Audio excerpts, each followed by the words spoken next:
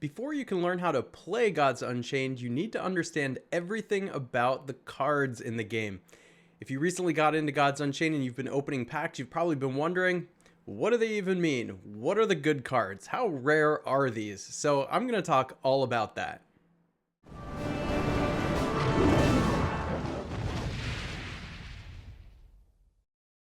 Okay, so if you're checking out this video because you're curious about Gods Unchained, but you haven't downloaded it yet, then I've provided a link for you in the description of this video along with my referral code to get you started. So let's take a look at the three cards that I have up here because they represent the three different types of cards in Gods Unchained. You have creatures, spells, and relics. And creatures are, at least at this point in time, the foundation of the game. So let's walk through each piece of the card so you understand what it is, what it means, and what it does. So first is the mana cost, which is in the upper left-hand corner of the card. And this Demogorgon costs 7 mana, which means you need to have 7 mana gems unlocked in the game in order to be able to play the card. I'm going to talk more about that in a future video, so make sure that you're subscribed for that.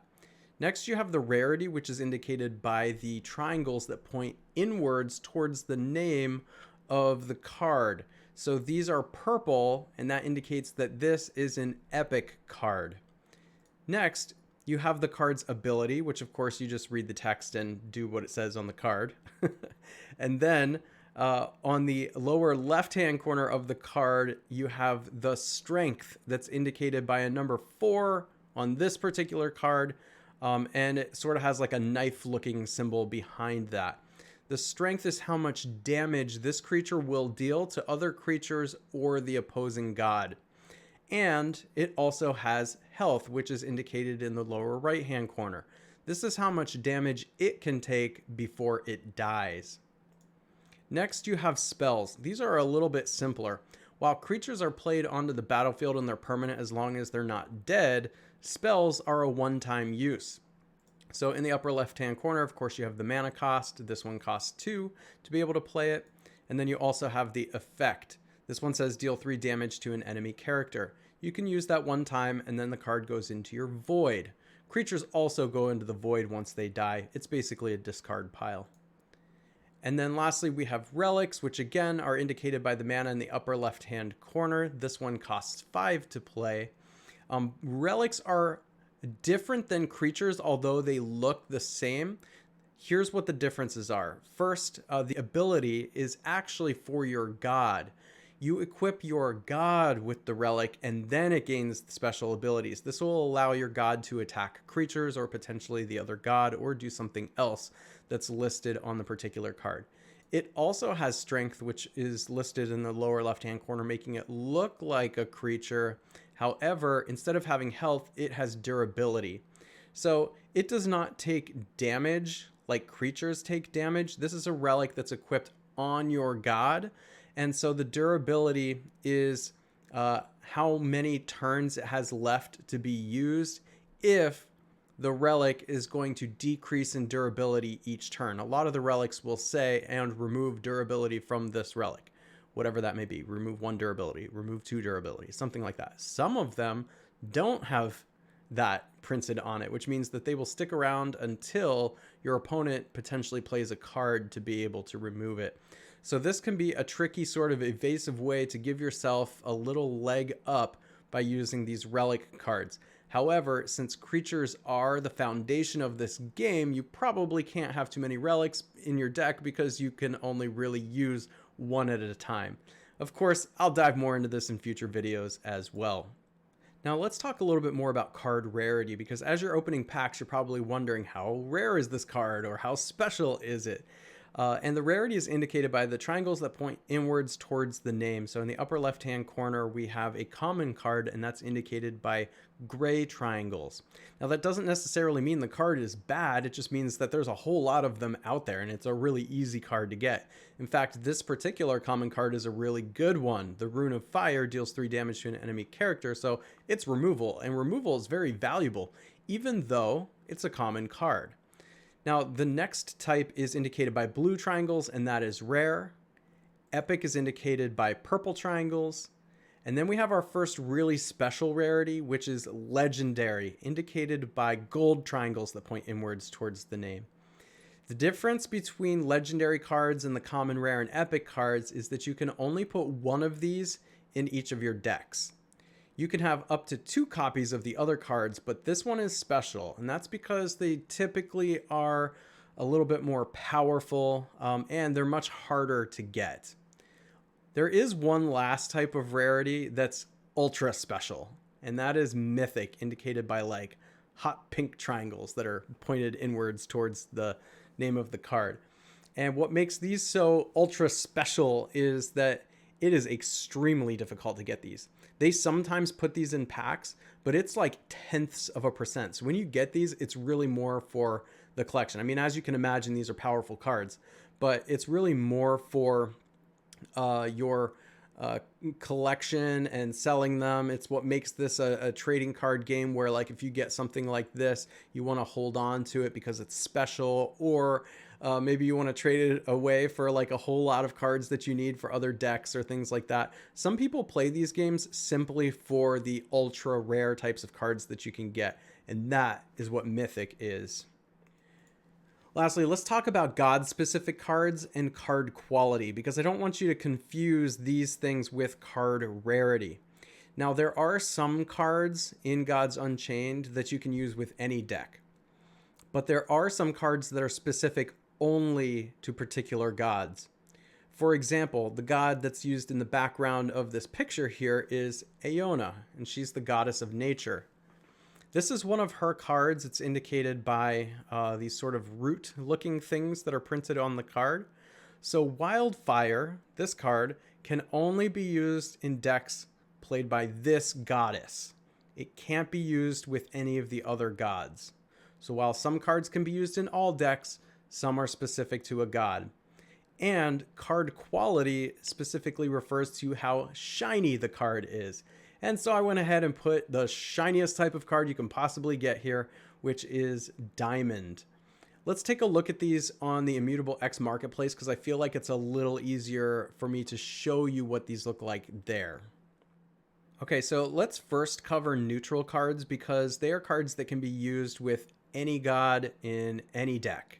And there's nothing special about them at the top or on the side of the card where you're going to see god-specific symbols.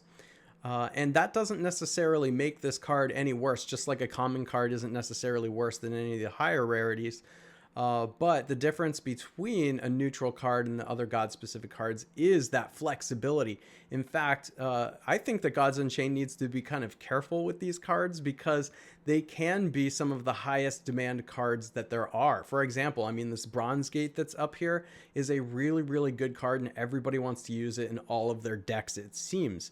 So it's going to be a card that actually carries value in a lot of cases. And if you like it, if you tend to have a style, a particular style, you can have the flexibility to use it in any of your decks. Now let's take a look at the first god-specific card type, and that is Death. A Death card is indicated by these sort of spinal cord looking things. It's like bone structure at the top and down the sides. Now, these like sort of leaves that you're seeing here are specific to this being a legendary card. It's just to make it look a little fancier. It's decorative. But it's the spines here that are indicating that it's Death. Deception is indicated by this sort of like spell weave looking type of decoration. Light is going to be indicated by having this very sort of divine looking like circles. You know, this kind of looks like small solar systems or planets or rings or something like that. Magic is going to be indicated by what looks to be sort of just wisps, sorcery wisps. Nature, like we already looked at, sort of looks like roots. I mean, I really like the design symbols here. I think they're kind of cool, and it really makes the cards stand out. And then, of course, we have war cards, and these are indicated by things that look to me to be kind of like spiky swords or something along those lines. So that's what these cards look like and how they differ from the neutral cards. So if I were to open a pack and pull a war card because it has this on it, that means I can only use it with the God of War. Now let's take a look at card quality. And card quality does not affect the playability of the card at all. The cards are absolutely identical. If they belong to one god or they're neutral, they still belong to that one god or are neutral. If they're common, they're still common. If they're legendary, they're still legendary. But they have a different shininess. Like, for example, have you ever opened up a Pokemon pack or like a Magic the Gathering pack and got a holographic or a foil card in it, a shiny card? That's what I'm talking about here. So first up, you have plain cards, which are indicated by just kind of like a gray background. And those are like your core and welcome cards that aren't actually NFTs. You need to forge them in the forge to give them this meteorite color, which is sort of a reddish color. So that is the first card type here as far as card quality goes. Meteorite is the lowest level of shine. It's sort of just like a regular card when you open it in an expansion pack. And you can turn plain cards into these like regular meteorite NFT cards, the lowest level that you can actually trade and sell on the marketplace. The next highest up from that is called Shadow, and it's got like a purple shine to it with what looks like some like incantations written on the side of it or something like that. Up from that is Gold. Now, gold cards will stand out because they are like in your face shiny. And this is what they look like here. I think it's easy for some people to confuse gold cards with legendary cards. These are not necessarily legendary cards, although if you get a gold card that is legendary, it's going to be worth a whole lot of money. But for example, this is a common card here, Guild Enforcer. You can tell because it has the gray triangles, but it's just a really shiny one. And then up from that, I had pointed out that Diamond is the shiniest card that you can possibly have. And if you open core cards that have the plain shine and start forging them, you can forge them into Shadow and then, you can forge them into Meteorite, then into Shadow, then Gold, and then into Diamond. So you can turn those core pack cards into Diamond cards like this. And these are the ones that are worth a lot of money and they sell for a lot. And especially the higher the rarity you get with the higher the shine, the more the card is going to be worth. Now, I'm looking at this in the marketplace, so just in case you're curious, I will go over the marketplace in more detail in a future video, so make sure you're subscribed to that so you don't miss that one. But there's different types of currencies you can spend here. I'm just going to switch it to USDC so you can kind of get a sense for like what diamond cards cost. And these are common ones here, so you're seeing prices of like $43, $70, $77. But if we scroll down, you're going to see some of them are just so super valuable. This Nether Swarm Lord Diamond is an epic card, is $1,381. I mean, you're going to see some pretty extravagant prices on these. Some of these, like, look at this one, the rotted one, almost $4,000. Do keep in mind, these are asking prices. Doesn't necessarily mean that they're selling for them, but oh my gosh, here's a legendary one that's diamond for $2,500. But as you can see, the higher the shine and the higher the rarity, the more expensive the card is probably going to be. Well, I hope that was helpful to you. If you enjoy videos like this, make sure to give it a like, subscribe, hit that bell notification so you know when I drop new videos or go live, and I will catch you in the next one.